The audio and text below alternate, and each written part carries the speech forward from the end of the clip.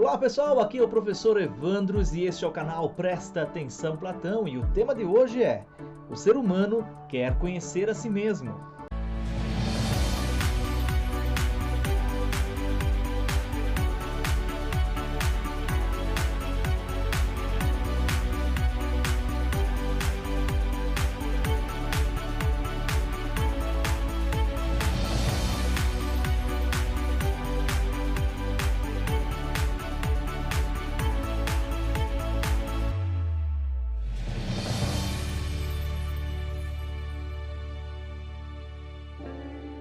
Em algum momento da vida, praticamente todo ser humano pergunta a si mesmo: quem sou eu? A mitologia e a religião se preocupavam em buscar resposta para essa inquietação, assim como a filosofia.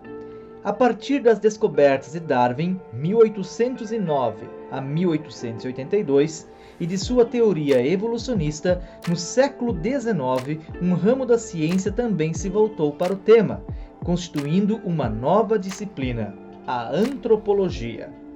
Numa perspectiva mais subjetiva, também a psicologia trouxe suas contribuições para o enfrentamento da questão.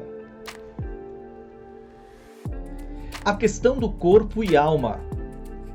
Vimos que a investigação da natureza ocupava o centro das atenções dos primeiros filósofos, mas a partir do século V a.C., Sócrates, 469 a.C. a 399 a.C., pôs o ser humano sob o foco do pensamento filosófico grego.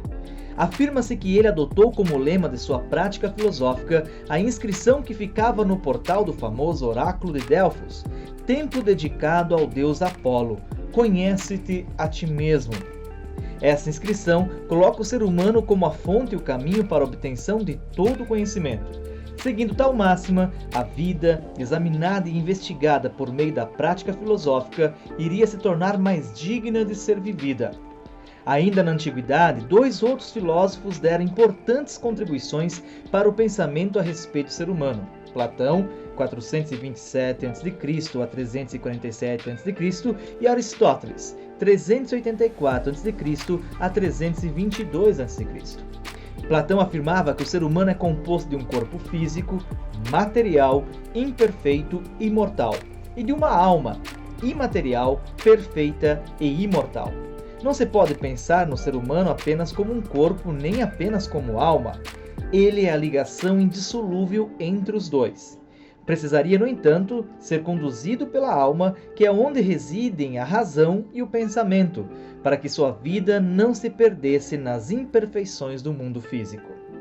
Essa teoria, que considera uma oposição entre os atributos do corpo e da alma, é a base daquilo que se chamaria depois de dualismo psicofísico. Uma vez controlados os instintos e as paixões do corpo, a alma pode dedicar-se às ideias. Contudo, Platão advertia que o fato de sermos guiados pela alma não significava uma negação do corpo, pois o bom uso da alma depende da saúde do corpo, que precisa ser bem cuidado. Um corpo devidamente exercitado possibilitaria que a alma também se exercitasse corretamente, por meio da prática filosófica. Sem se afastar do dualismo corpo-alma platônico, Aristóteles avançou nos estudos filosóficos sobre o ser humano.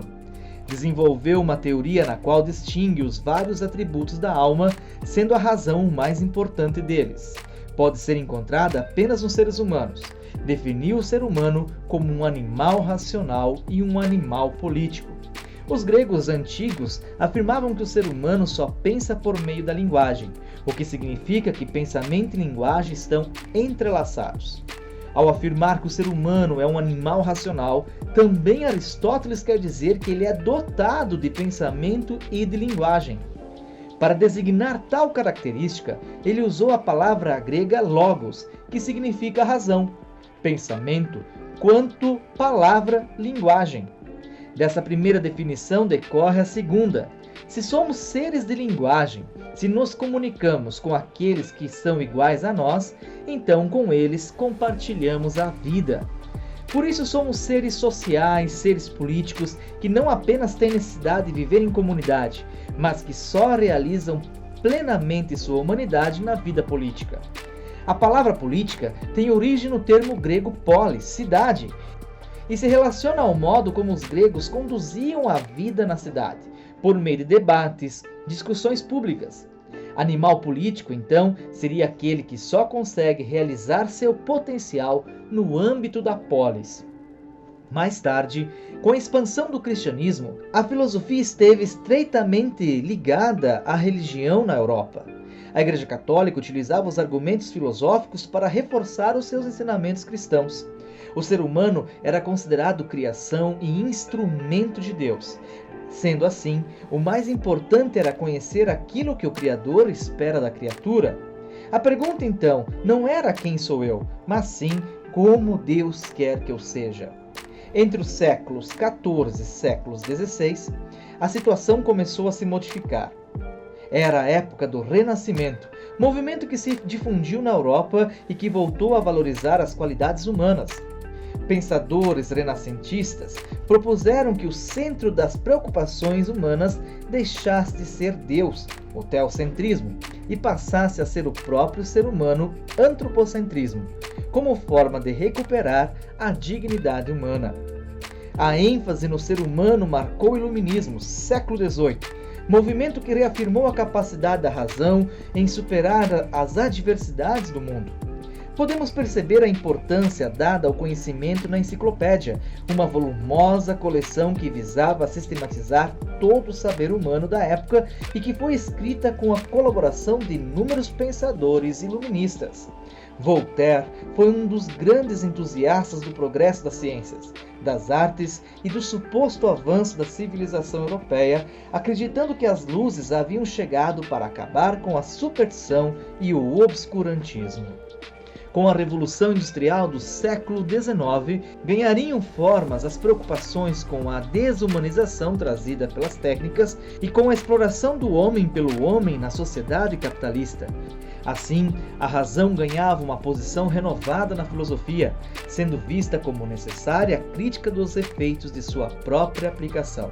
Os avanços científicos nos séculos XIX e XX, especialmente com a formação das várias ciências humanas, também trouxeram conhecimentos que atribuíram um novo significado às reflexões sobre o humano no campo da filosofia.